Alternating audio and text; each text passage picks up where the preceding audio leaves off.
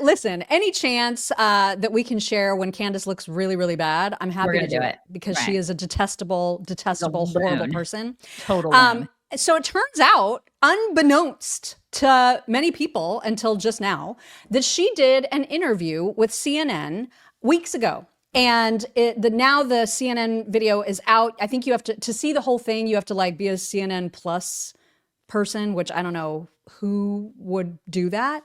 But if you want to see the whole thing, you can. You don't need to though, because the main clips are out. And the one clip, she just looks so mean and awful in every clip I've seen from this interview. And her face is just so angry at how she's being asked questions by this reporter whose name is Elle Reed. And listen, I don't have great things to say about the reporter either. She looks exhausted to me. I don't know what it is about her tired face and just like tired presence. I don't like her at all. But she did press Candace on this whole Charlie, like who assassinated Charlie thing, and this notion that the people closest to Charlie betrayed him. And that's what she asked about in this clip. You say you believe that Charlie Kirk was betrayed by someone close to him. What do you mean? I think that in the coming weeks, there's going to be a lot of financial reports that are coming out. And I, first and foremost, do not believe that Tyler Robinson killed Charlie Kirk. I want to be very clear on that.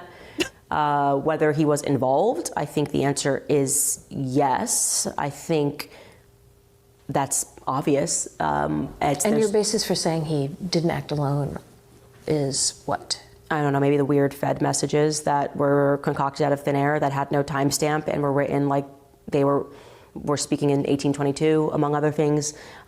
Their lack of an ability to answer any basic questions about what took place. But do you have any proof that the messages were made up? Because that would be easily proven. Yeah, but they didn't put timestamps on them, and Discord came out and said they didn't exist. This was supposedly text messages, not Discord messages. It's my understanding from the indictment. I actually did not read that they were text messages. The indictment calls them text messages. What would it be like the feds are like on a computer, like typing it out back and forth? That's exactly what it is. The feds made up the text messages. But you don't have anyone from like the FBI telling you that, or law enforcement? I have leaks. Okay.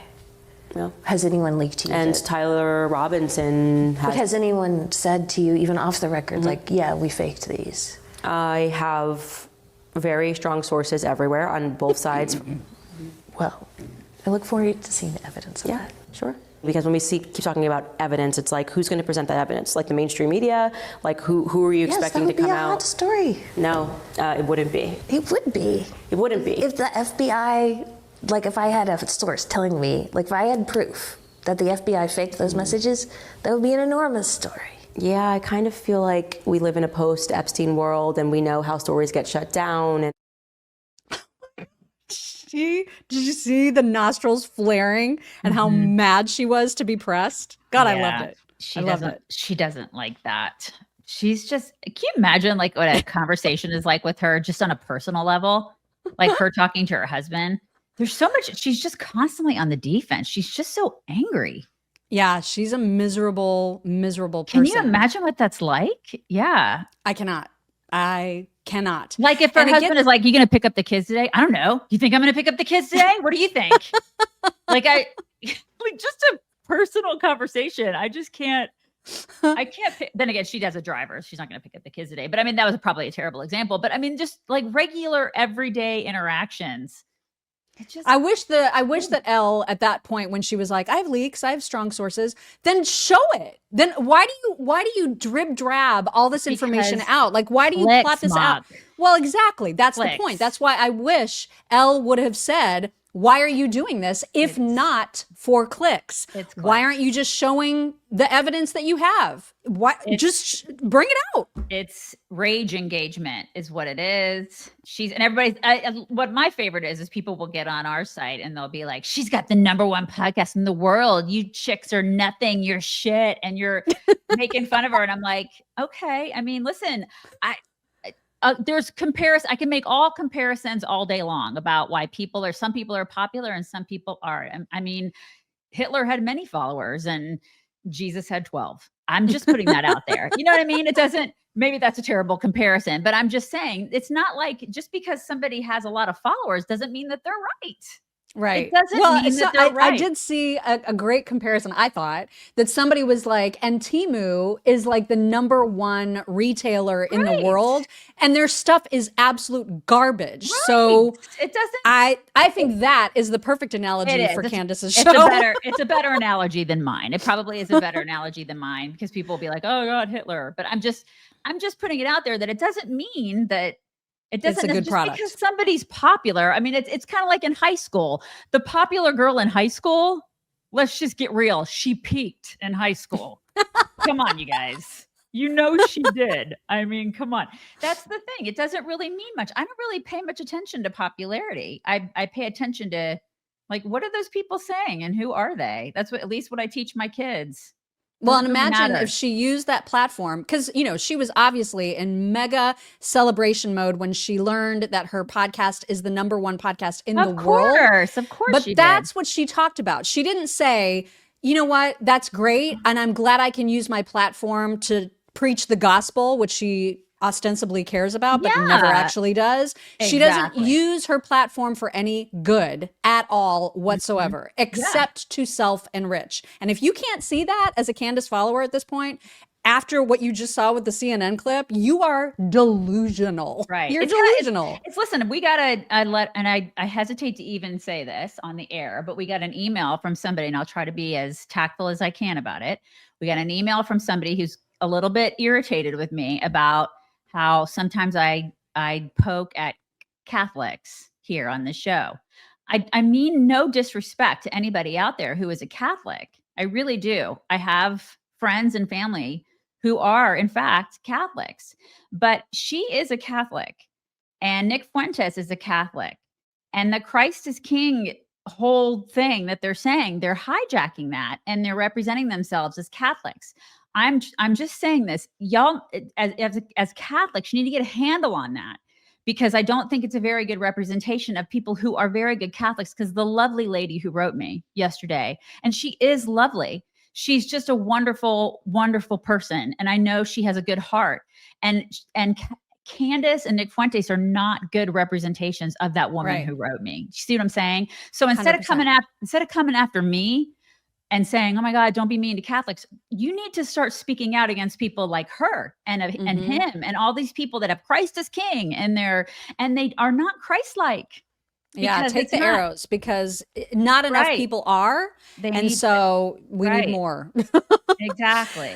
So the best part about this interview is that it has caught out Candace in a bunch of lies, and namely one that is self-created. So she actually tweeted a clip of the interview saying, here's another clip from the CNN interview where she asked me what I mean when I say they. Please excuse my language. This was only a couple of days after Charlie was murdered, and I was not in the mood for stupid. That is a really important sentence to remember as we move on to this fight that she's having with Alex Clark. It was a couple of days, she said, after Charlie was murdered. Okay, so here's the clip in which you can also see what an absolute C word she was to Elle Reid in this interview. They is a word, so like I don't need to always like say they. Like it's just a weird. It's like this is one of these psychology tactics where you're like, who is they? Who is they? And it's like, Because it sounds like you're saying Jews. does the word they mean Jews? When you're talking about Jews, yes. But if I'm not talking about Jews, then they doesn't mean Jews. When I say they want us to believe this or they want us to believe that, and you hear Jews, that's your own derangement, right? If I want to say something about Jews, I'll say it. If I want to say something about Israel, I will say it. If I want to, just like when I want to say something about black people, I'll say it. When I was saying during BLM, they want us to believe, nobody said, do you mean Jews? And so again, it's one of these trash tactics to make people fearful to speak. If I want to say Jews, I will say Jews. I don't fear saying Jews. When I say Zionists run the media, I mean Zionists run the media. People that support the political ideology of Israel run the media. Any other things that I can help clarify? But are you familiar with this like very so long-standing awful. trope Couldn't that give a Jews shit about a trope. So Isn't it interesting, by the way, that she's like, Zionists control the media and she has the #1 podcast in the world? How does that make sense? Help me understand that. I know, like make it make sense. I know. Exactly. I don't get it. I just don't. I don't understand it either. I don't. Mm-hmm. So Alex Clark, who works for Turning Point USA, and listen, I'm just going to say it. Alex Clark was on our radio show way back in the day. Like, you're saying it. I'm saying it. You're saying it. I'm saying it. So she was an Indianapolis radio DJ in the same city as us. And then she started kind of hinting on that show just a little bit because it was just like a regular top hits kind of program. Yeah. But she started talking a little bit about politics like way back in the day. And so we thought, you know what? Good for her. Let's give her a platform. Let's bring her on the show. And we had her on the show. It was lovely. She was lovely. We had a lovely time. And she really loved what we did. She loved how we were giving conservatism a makeover. She loved being on our show. We gave her like the first conservative platform ever. Look at us go. Look at us go. And then, a few years later, obviously, the history. She now works for Turning Point and she created this what was the name of it? Poplitics, and said conservatives is what she does. Yes, and said this was novel. It was like the first show ever to talk about pop culture and politics together, and we were weird. Like, "Wait, that's weird. What? Kind of weird because we've been doing this for like 15 years. That's kind of right. Remember us?" So yeah, I mean, listen, there's a lot of fans of hers out there. I just thought it's important that we just kind of say that there's a history there and little history. Just bit of history. But very, very happy that she is speaking out because so many Turning Point folks aren't about all of the nonsense that Candace is spewing about Charlie. One of the things that Candace did in her show was she attacked Alex Clark for doing a Wall Street Journal story about Charlie Kirk, I think 4 or 5 days after his death. And, she was talking about like what she had learned from Charlie and how he was inspiring her going forward. And obviously, because it was a big story, there was like a photo shoot and Candace went after her for doing that interview so soon after Charlie's death. Remember the tweet that you just saw saying that she did an interview 2 days after Charlie's death, but she went after Alex and even like got bitchy about the fact that Alex was wearing a pair of boots. I don't know why that was a problem, but apparently it was a problem. She called them like high boots, which high boots. You might just want to just call her slutty. Is that what you want to call her? Is that what she meant? That's what she meant by that. She called it, she's wearing her high boots, which I mean, you might as well just come out and say that. I wear high boots. I like high boots. What's wrong with high boots? What? Okay. So it was super bitchy. And Candace she's an absolute C word. So Alex is speaking up and I'm super glad about it. Here, it's a 2-pager. You need to read Alex's tweet about Candace. Here we go. When Candace first launched her so-called Davidic crusade to defend Charlie and uncover the truth behind his assassination, she accused me of being unfazed by his death and publicly condemned me for giving an interview to the Wall Street Journal a week later, calling my timing and tone icky and insinuating that I and TPUSA were somehow exploiting Charlie's death to advance our mission. It should be noted that I was the only TPUSA contributor who declined all media for the first week. Normal people don't respond to death the way they did, she attested. But we responded in the only way Charlie would have wanted. 1, empowering law enforcement allies like Kash Patel and Dan Bongino, 2 men Charlie himself advocated for to secure positions within the administration, to pursue justice for his killer, and 2, working tirelessly to ensure that Charlie's message and legacy were amplified across the globe. Exactly what that Wall Street Journal article did. That was the beginning of Candace's tirade against the very people Charlie called his closest friends and mentors. She stopped just short of outright accusing them of orchestrating his death, preferring instead to just ask questions and say the vibes are off, or otherwise insinuate what she didn't have the courage or legal standing to claim directly, likely fearing another defamation lawsuit. Mm-hmm. Here's the second part of her tweet. Candace has said she was virtually incapacitated with grief in the days following Charlie's death, that she couldn't bear to speak to the media about it. Yet by her own later admission, this was false. While defending her incoherent CNN interview, she excused her erratic answers by saying it was recorded a couple days after Charlie's death. She now says it was 2 weeks after the assassination. I was icky and self-seeking for talking to the media a week after his death to honor Charlie's legacy, mind you. But when Candace jumps to do a CNN interview about conspiracies she started, not even honoring him, a couple of days after his death, she's Charlie's guardian angel. Cool. Makes sense. Since then, she's been weaving strings of evidence connecting Charlie's mentors and allies, everyone at TPUSA is involved in a cover-up, to sinister motives, all while accusing them of mismanaging or profiting from his death. Candace, positioning herself as Charlie's self-styled David, claims she's only seeking truth. But it's becoming increasingly clear that she's projecting, doing precisely what she accuses us of doing, leveraging Charlie's death for brand awareness and personal profit. Yep. Unlike David, however, Candace hasn't slain a giant. She's been sparring with a lightweight, libtarded CNN reporter and somehow still losing. Oh, damn. So Candace didn't like that, as you can imagine. And she said that it was all debunkable. And she shared an email exchange that she or her team had with Elle. And she said, so easy to debunk. You are beyond pathetic for trying this, she said to Alex Clark. Number one, see email below. My CNN interview was booked before Charlie died, and it was related to my book launch. We kept the interview, which took place 20 days after he had passed, and we told them in writing multiple times that I wanted no questions about Charlie. Despite this, CNN was CNN and violated our request and asked about him once cameras were rolling. Number two, you awarded an interview to the Wall Street Journal about Charlie's death 4 days after he was gone and chose to pose outside of his public memorial site in high boots. We are not the same.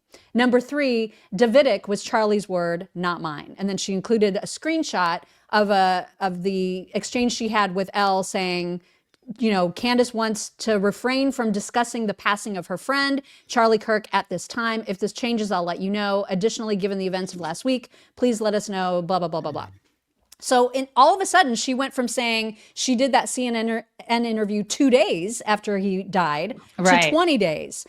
That's her lie. Okay, so she needs to own it and decide when it was that she did the interview. She's not going to own it.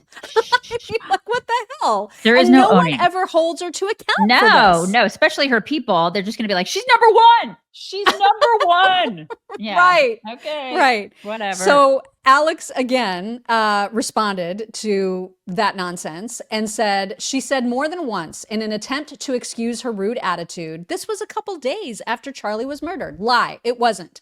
I couldn't even speak to the press. I still haven't spoken to the press, actually. Lie. She did. She had.